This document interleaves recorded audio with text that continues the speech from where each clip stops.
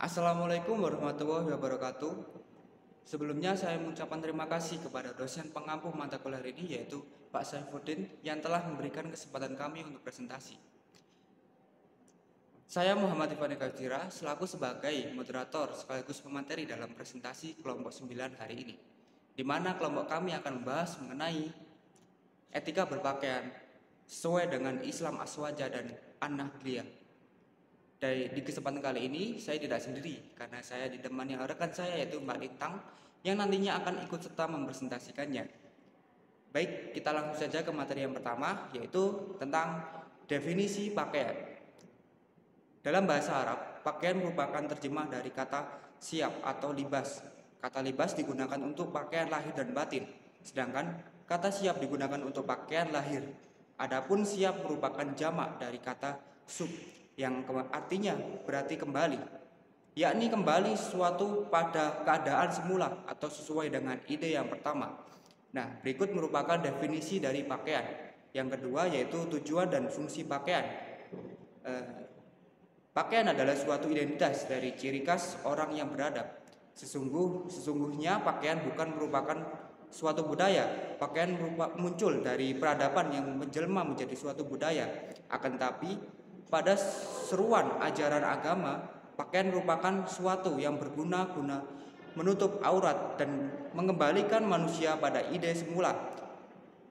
Pada hakikatnya manusia ini berada dengan makhluk yang lain. Nah, berikut adapun pakaian telah memenuhi kriteria menutup aurat adalah sebagai berikut. Yang pertama, pakaian yang dipakai tidak boleh berlubang sehingga seorang tidak dapat melihat bagian tubuh yang termasuk aurat. Yang kedua, pakaian yang dipakai mampu menghalangi dari pandangan seseorang untuk melihara warna aurat atau kulit. Yang ketiga, pakaian yang dipakai mampu menghalangi seseorang untuk mengetahui bentuk lekuk tubuh seseorang. Dan hukum dari kriteria ini sesuai dengan laki-laki maupun perempuan itu sama saja. Selanjutnya adalah materi etika berpakaian dalam Islam sebagai berikut. Yang pertama, membaca basmalah sebelum memulai dan mengerjakan sesuatu. Yang kedua, membaca doa saat mengambil atau membuka pakaian. Doa tersebut yaitu Allahumma inni as'aluka min khairihi wa min khairihi ma huwa lahu wa a'udzubika min syarrihi wa syarri ma huwa lahu. Dan keempat, memulai pakaian dari anggota bagian kanan dan melepasnya dari anggota bagian kiri. Kelima, tidak memakai pakaian yang menyerupai lawan jenis. Keenam, tidak memakai pakaian yang menyerupai non-muslim atau menggunakan simbol yang dimiliki oleh non-muslim. Ketujuh, tidak menggunakan wewangian yang berlebihan sehingga menimbulkan fitnah atau rangsangan nafsu pada lawan jenis. Yang kedelapan, memakai pakaian atau hijab yang menutupi aurat sesuai dengan perintah Allah. 9. Memakai pakaian yang sewajarnya, baik sopan dan tidak berlebihan agar tidak menimbulkan rangsangan atau fitnah. Ke-10, hendaknya memakai pakaian sewajarnya saja, memakai pakaian yang baik, sopan dan tidak berlebihan, baik maupun potongannya, warnanya maupun yang lain. 11. Hendaknya ketika tidak menutup aurat menggunakan hijab atau pakaian yang tidak tipis, tidak transparan, tidak sempit, tidak ketat, tidak menampakkan lekuk tubuh dan aurat. Ke-12, hendaknya tidak berpakaian dengan model yang aneh-aneh dan berpakaian dengan niat agar dilihat oleh orang lain atau biasa disebut dengan riya, karena hal seperti ini dilarang oleh agama Islam. Baik, dan itulah ulasan tentang materi definisi pakaian, dan yang kedua tujuan dan fungsi pakaian, dan yang ketiga etika berpakaian, dan selanjutnya materi tentang memakai celana di bawah lutut atau bisa disebut isbal yang akan dijelaskan oleh Mbak Lintang. Kepada Mbak Lintang saya persilahkan. Baik, di sini saya akan melanjutkan materi yang telah disampaikan oleh Mas Ivan. Materi selanjutnya yaitu memakai celana di bawah lutut atau yang disebut juga isbal. Etika berpakaian dalam Islam sangat ditekankan sebagai bagian dari pemenuhan kewajiban berpakaian yang layak dan sopan. Hal ini bertujuan untuk menjaga kesucian, kehormatan, dan melindungi diri, serta mencegah terjadinya fitnah dan godaan nafsu. Adapun menurut ulama ahli fikih, secara fikih dari hadis tersebut dapat dipahami bahwa memakai pakaian di atas mata kaki itu dimaksudkan agar terhindar dari kotoran atau najis. Masalikul ilaj atau ilawalnya, kita disunahkan untuk mengangkat celana adalah untuk menghindari dan menjaga dari najis yang mungkin ada di tempat atau jalan yang kita lewati.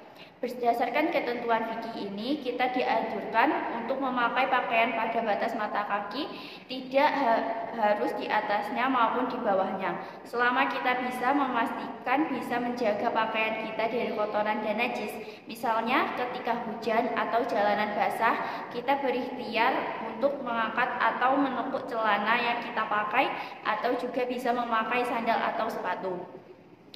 Perlu direnungkan bahwa berpakaian adalah bagian dari budaya. Dalam Islam, kita mengenal etika dalam berpakaian yang menyesuaikan dengan kebiasaan yang ada di lingkungan setempat atau biasa disebut dengan istilah ta'zim. Kita diberi kebebasan untuk mengikuti tren pakaian-pakaian pada masa kini asal tetap mengikuti ketentuan yang wajib ditutupi. Lalu materi selanjutnya, hukum memakai cadar menurut MU. Di zaman seperti sekarang ini, perempuan yang masih muda atau juga disebut al-ma'arah as-sayyibah dilarang memperlihatkan wajah di hadapan laki-laki. Itu menurut Imam Hanafi. Bukan karena wajah itu termasuk pada aurat akan tetapi dikhawatirkan menimbulkan rangsangan syahwat laki-laki yang melihatnya dan akan menimbulkan fitnah. Adapun mazhab Maliki berpendapat bahwa wanita yang menutupi wajah baik di luar sholat maupun dalam sholat hukumnya adalah makruh.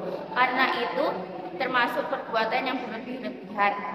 Permasalahan tentang diperbolehkan atau tidaknya memakai cadar menurut mayoritas para ulama berpendapat tergantung pada situasi dan kondisi atas fikih masalah. Jika berada dalam lingkungan yang aman dan jauh dari pandangan laki-laki asing yang bukan mahramnya, maka memakai cadar itu tidak diperlukan. Baik, sekian materi yang saya sampaikan. Saya kembalikan lagi kepada moderator yaitu Mas Ivan. Baik, dan inilah materi kita mengenai etika berpakaian yang sesuai dengan Islam menurut Aswaja An-Nadliyah. Baik, dan inilah materi tentang etika berpakaian yang sesuai dengan Islam Aswaja dan An-Nadliyah. Sekian dari kelompok kami. Jika ada saran atau pertanyaan bisa langsung disampaikan. Mohon maaf jika ada salah perkataan dan perbuatan. Wassalamualaikum warahmatullahi wabarakatuh.